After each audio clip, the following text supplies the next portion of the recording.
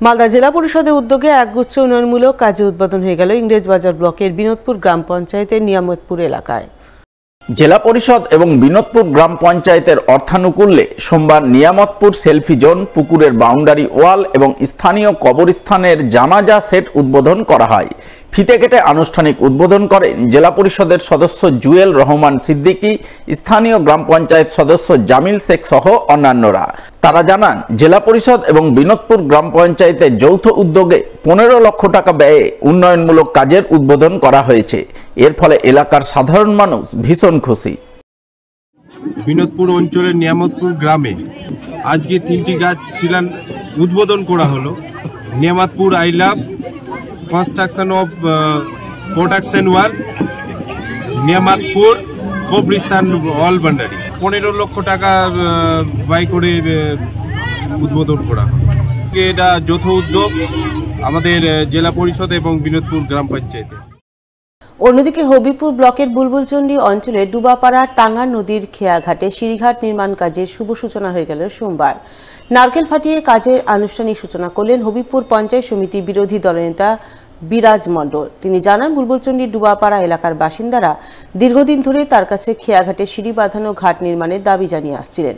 আর সেই দাবিকে মান্যতা দিয়ে পঞ্চায়েত সমিতি থেকে 8 লক্ষ টাকা বরাদ্দে সিঁড়িঘাট নির্মাণ কাজের সূচনা করলেন। এর ফলে এলাকার সাধারণ মানুষ উপকৃত হবেন।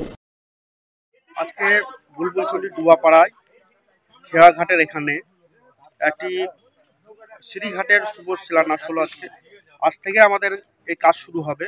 হবিপুর পঞ্চায়েত সমিতির পক্ষ থেকে 8 লক্ষ টাকা ব্যয়ে 15 ফিনান্স থেকে এই কাজটি হতে চলেছে।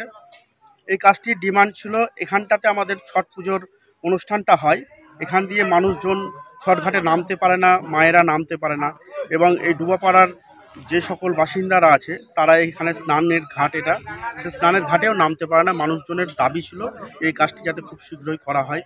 পঞ্চায়েত সমিতি থেকে 8 লক্ষ টাকার ব্যয়ে এই স্কিমটি ধরা হয়েছিল। আমাদের এই কাজটি আজ থেকেই শুরু হয়ে যাচ্ছে।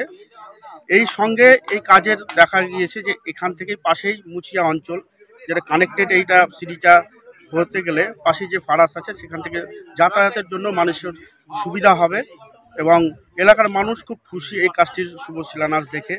রোবোটিক্স প্রতিযোগিতায় নজর কাড়ার সাফল্য অর্জন করল মালদার কালিয়াচকের সুজাপুরের তারবিয়া পাবলিক স্কুল।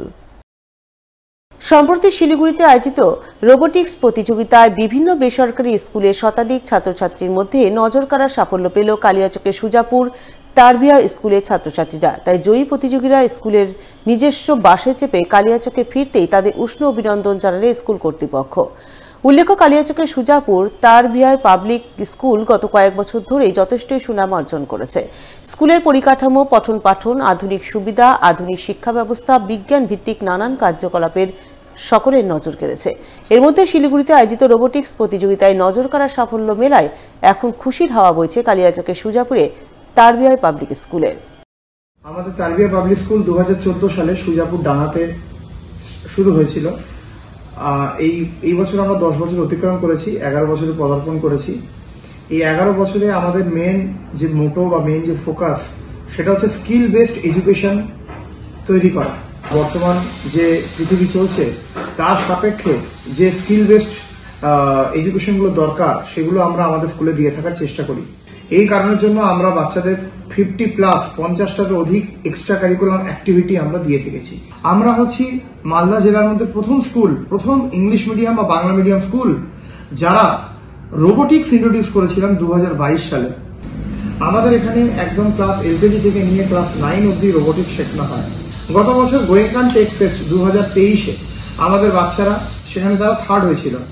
এই বছরে আলহামদুলিল্লাহ by the grace of almighty আমরা 6টা ইভেন্টে পার্টিসিপেট করে 5টাতে পুরস্কার লাভ করেছি।